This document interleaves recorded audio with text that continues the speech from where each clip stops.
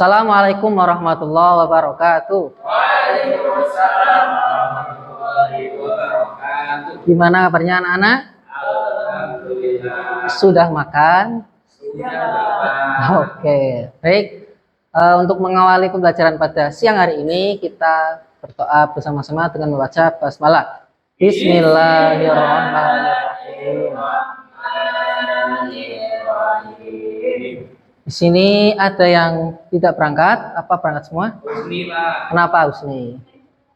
Oh, mencret. Baik, semoga Mas Husni segera diberikan kesehatan agar bisa kembali ke kelasnya lagi, oke? Pada siang hari ini kita akan belajar tentang kematian dan kehidupan di alam barzakh. Pada minggu sebelumnya kita belajar tentang menghindari akhlak tercela, yang mana nanti akan berlanjut ke bab ini, kematian dan kehidupan di alam barzakh. Oke, sebelumnya saya ingin tanya kepada teman-teman, kira-kira teman-teman pernah berpikir nggak ketika manusia itu sudah mati itu akan ngapain, akan kemana saja? Ada yang tahu? Ada yang tahu selain selain dikubur? Apa? Pertanyaan. Oke, untuk menjawab pertanyaan itu mari kita simak video yang satu ini.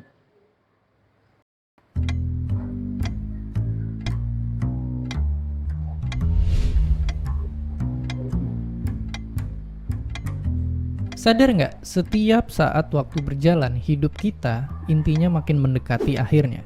Bahkan tiap 2 detik, satu orang manusia meninggal dunia. Mungkin inilah kenapa selain kegelapan dan ketinggian, kematian juga jadi sesuatu yang ditakutin banyak banget orang. Baik itu kematian diri sendiri, Beneran ya? orang terdekat.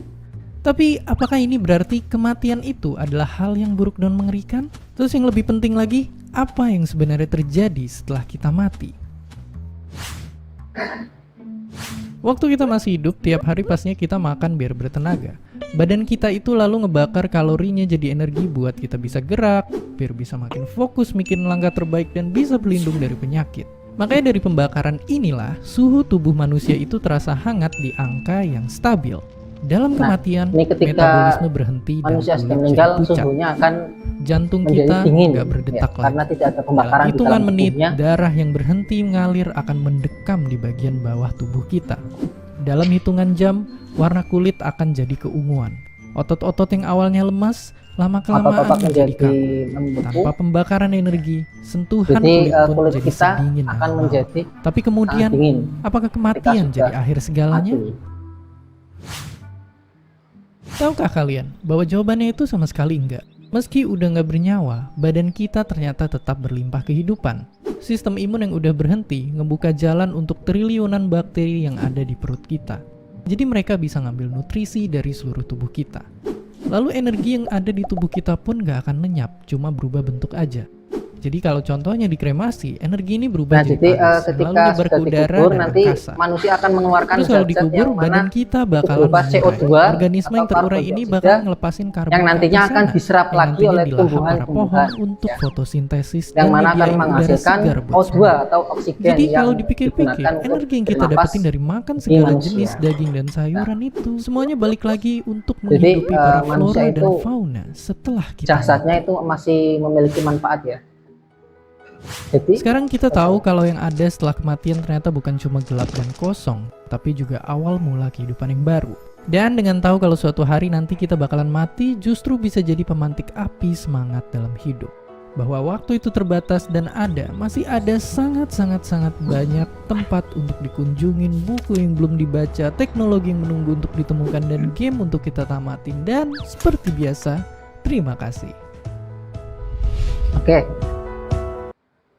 Nah, jadi dalam video tersebut teman-teman tadi membahas tentang manusia ketika mati dan setelah mati menurut sains ya, menurut ilmu pengetahuan, yang mana ketika manusia sudah mati itu kulitnya atau tubuhnya itu menjadi sangat dingin karena tidak ada proses pembakaran di dalam tubuh.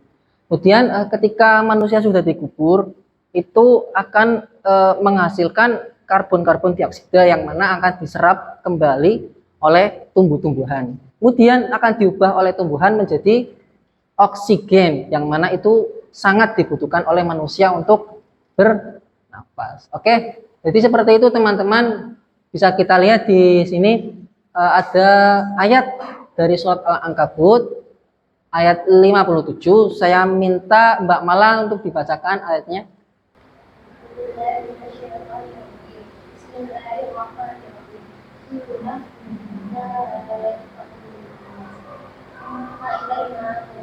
Oke, terima kasih Mbak Mala. Bismillahirrahmanirrahim. Kullu nafsin dha'iqatul maut, tsumma ilaina turja'un. Artinya, tiap-tiap yang berjiwa atau bernyawa pasti akan merasakan kematian. Kemudian hanyalah kepada kami kamu dikembalikan. Jadi teman-teman, setiap makhluk yang mempunyai nyawa, yang bernafas, itu pasti akan mengalami yang namanya kematian. Baik cepat maupun lambat, tua maupun muda, laki-laki maupun perempuan, semuanya pasti akan mengalami kematian. Tidak bisa menghindar. Nah, jadi poinnya di sini teman-teman. Allazi khalaqal mauta wal hayata liyabluwakum ayyukum ahsanu amala. Bisa kita lihat di situ ahsanu amala. Nah, tujuan kita hidup ini tidak lain dan tidak bukan agar kita selalu berbuat kebaikan. Ahsanu amala. Jadi kematian itu bukan tentang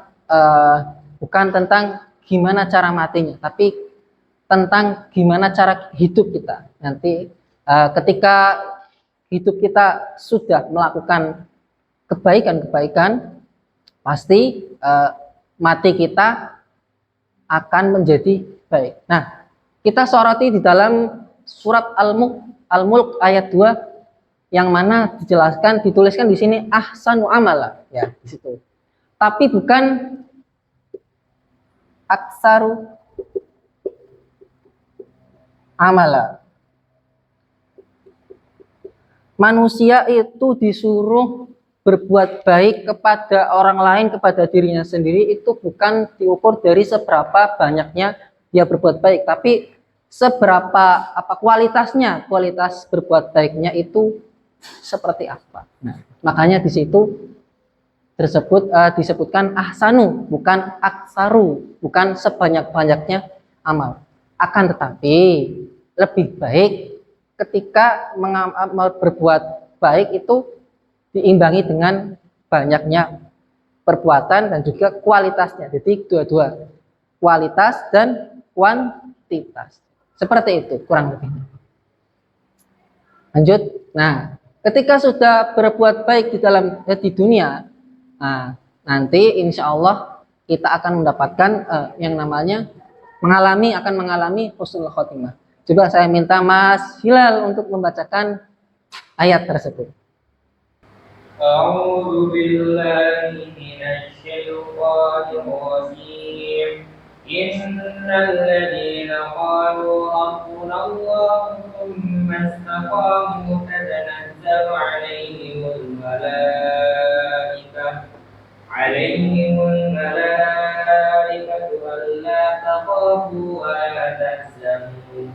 la tahzanu wa abshiru bil jannati allati kuntum tu'adun. Shadaqallahul adzim. Tepuk tangan buat Mas Hilal. Terima kasih Mas Hilal. Jadi ketika kita sudah melakukan kebaikan-kebaikan di dunia, itu akan dimudahkan dalam kematiannya. Seperti yang dituliskan dalam Quran surat Fussilat ayat 30. Sumastaqamu innal ladzina qalu rabbunallahu sumastaqamu tatanazzalu alaihimul malaikah alla takhafu wa la tahzanu wa absyiru bil jannah. Malaikat itu bilang, jangan takut, ya. Jangan takut, kamu bakalan masuk ke surga. Nanti ketika husnul khotimah, gambarnya seperti itu ya, teman-teman. Nah, sekarang ini kebalikannya husnul khotimah, yaitu su'ul khotimah. yang mana ketika seorang itu selalu berbuat jahat, berbuat zalim, berbuat kekerasan, berbuat tidak adil kepada setiap orang, pada siapapun, bahkan terhadap diri mereka sendiri, maka mereka akan mengalami kematian yang susah atau biasa disebut dengan su'ul khotimah. Na'udzubillahi min dzalik. Lanjut. Nah, coba Mas Ridho bacakan tanda-tanda husnul khotimah. Tanda-tanda husnul khotimah. Yang pertama, mengucapkan kalimat tauhid menjelang ajalnya. Yang kedua, meninggal dunia di jalan Allah, meninggalkan dalam keadaan sabar ketika ditimpa penyakit pes, TBC, sakit perut, radang, suatu gajah, dan tenggelam. Yang ketiga, meninggal pada hari Jumat. Yang keempat, jadi waktu kita meninggal saat melahirkan ataupun meninggal Saat sedang sedang hamil. Yang kelima, meninggal sudah terikat menjaga wilayah Perbatasan. Yang keenam, meninggal dalam keadaan melakukan amal soleh. Yang ketujuh, meninggal karena mempertahankan harta dari perampokan atau pembegalan. Oke, terima kasih Mas Ridho. Jadi itu ya teman-teman, tanda-tanda husnul khotimah atau mati dengan cara yang baik, yang mana insya Allah akan masuk surga. Kemudian selanjutnya ada tanda-tanda sul khotimah. Mbak Novita bisa dibaca. Tanda-tanda sul khotimah. Pertama, sulit dididik, ketika menghadapi kata-kata maut. Yang kedua, sering melakukannya sholat. Yang ketiga, suka mengkonsumsi kamar. Yang keempat, berdoa kepada orang tua. Yang kelima, sifat berbagi terhadap orang lain. Dan yang terakhir, melakukan dosa dan tidak mau bertobat kepada Allah. Oke, terima kasih Mbak Novita. Nah, jadi penentuan ketika kita ingin husnul khotimah atau sul khotimah itu tergantung dengan cara hidup kita di dunia. Ketika kita sering berbuat baik, insya Allah akan husnul khotimah. Tapi ketika sebaliknya sering berbuat jahat, maka akan mengalami su'ul khotimah. Na'udzubillah min dzalik. Oke, jadi teman-teman itu proses kematian dalam Islam. Nanti selanjutnya akan ada proses-proses setelah kematian atau biasa disebut dengan eskatologi, khususnya dalam Islam ya, yang mana akan pertama dalam alam barzah, terus yaumul ba'ats atau hari kebangkitan, dan selanjutnya itu masih panjang ya. Oke, selanjutnya kita akan berdiskusi. Saya akan membagi kedua kelompok, yang satu ini kelompok 1, 2 orang di sini kelompok 2, dan ini soalnya. Saya beri waktu 10 menit untuk mendiskusikannya. Setelah itu dipresentasikan. Oke, silakan. Sudah selesai? Oke, monggo silakan dari kelompok 1 dulu bisa dipresentasikan. Pertanyaannya, meskipun kematian dan alam barzah adalah sesuatu yang pasti bagi setiap jiwa, seringkali manusia masih terjebak dalam kehidupan biologi yang melelahkan. Menurut kelompok Anda, maupun pemahaman yang dalam tentang konsep kematian dan kehidupan di alam barzah sangat esensial dalam membentuk karakter muslim yang utama dan alam barzah. Berikan contoh konkret bagaimana pemahaman ini bisa mempengaruhi kehidupan sehari-hari. Contoh pemahaman mendalam tentang kematian dan alam barzah sangat esensial karena ia berfungsi sebagai pengingat abadi akan tujuan hidup yang sebenarnya. Ketika seseorang menyadari bahwa kehidupan dunia ini hanya perkembangan sementara dan ada pertanggungjawaban di alam bawah, pandangan hidupnya akan berbeda. Ini mendorong seseorang untuk prioritas akhirat, kehati-hatian dalam membuat, sabar dan ikut, meningkatkan kualitas ibadah beralam.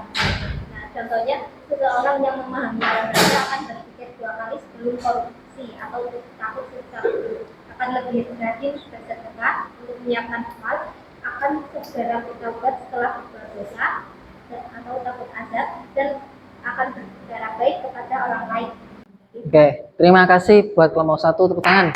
Selanjutnya kelompok 2, silakan. Untuk yang kelompok 2, jawabannya terkait menuntut ilmu syar'i dan mengamalkan sholat tepat waktu, berjamaah, membaca dan menghafal Quran, berbakti pada orang tua, sedekah jariah seperti wakaf, pembangunan fasilitas umum dan lain-lain, menyebarkan kebaikan dan dakwah. Itu salah satu dampak besar dari amal perbuatan kita yang menemani kita di alam barzakh. Oke, terima kasih kelompok 2 beri tepuk tangan.